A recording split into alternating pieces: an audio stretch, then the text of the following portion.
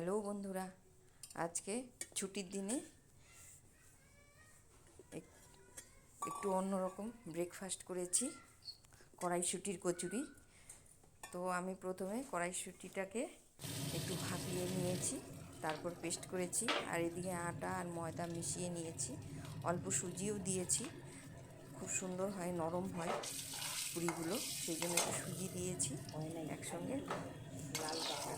সুজিটা একটু ভিজিয়ে নিয়েছি, আর আটা আর ময়দা ময়ম দিয়ে নিয়েছি। উষ্ণ গরম জলে এটাকে মেখে নেব। আর এদিকে আলু দম হবে, আলুটাকে সেদ্ধ করে ছুলে নিয়েছি। আর এদিকে মশলা কষানো হচ্ছে, ফোড়ন দিয়েছি, গরম মশলা, তেজপাতা, শুকনো লঙ্কা আর জিরে। মশলাটা ভালো করে কষিয়ে আলুগুলো দিয়ে দিয়েছি। এখন আলুটা দেওয়ার পর আরেকটু কষিয়ে নিয়ে জল দিয়ে দেব।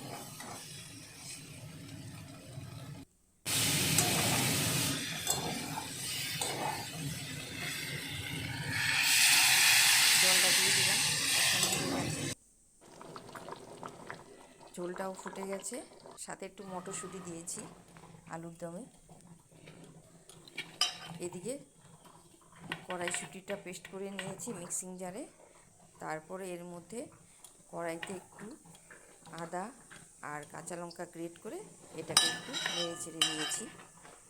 তারপরে গোল গোল করে নিয়েছি। এদিকে আটা ময়দাটা মেখে নিয়েছি, এর মধ্যে ছোট ছোট করে লেচি কেটে পুর ভরে নেব। বেশি ছোট হয়ে গেল না? এই যে গোল করে নিচ্ছি, এখন এর মধ্যে পুরটা ভরে নেব। টাইটেল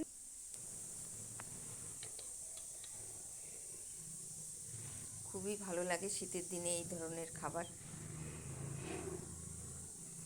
শীতকালেই খেয়ে মজা, আর ছুটির দিনে এসব হয় মাঝে মধ্যে। ভরে নিয়েছি, এখন বেলে নেব। বেলে নিচ্ছি।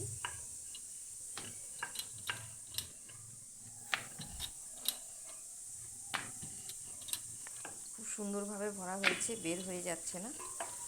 এইভাবে সবকটাই বেলে নেব। এদিকে এগুলোর মধ্যে অনেকগুলো পুর ভরা হয়ে গেছে, কয়েকটা বাকি আছে, আমি ভেজে নিচ্ছি।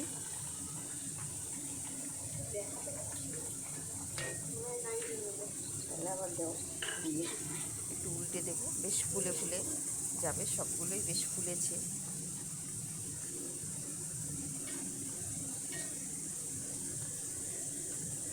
একটু লাল লাল করে ভেজে নেব। হয়ে গেছে। হ্যাঁ, এরকমই হবে, এর থেকে বেশি হবে না। নামিয়ে নিচ্ছি।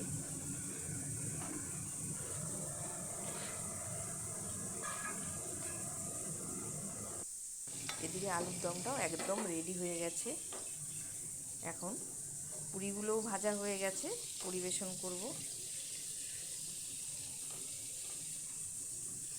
তোমরা এই ধরনের ব্রেকফাস্ট কে কে পছন্দ করো, বা বন্ধুরা তোমরা কে কে কড়াইশুঁটি কচুরি খেতে পছন্দ করো?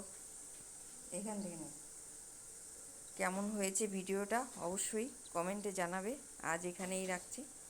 সবাই ভালো থেকো, সুস্থ থেকো, টাটা।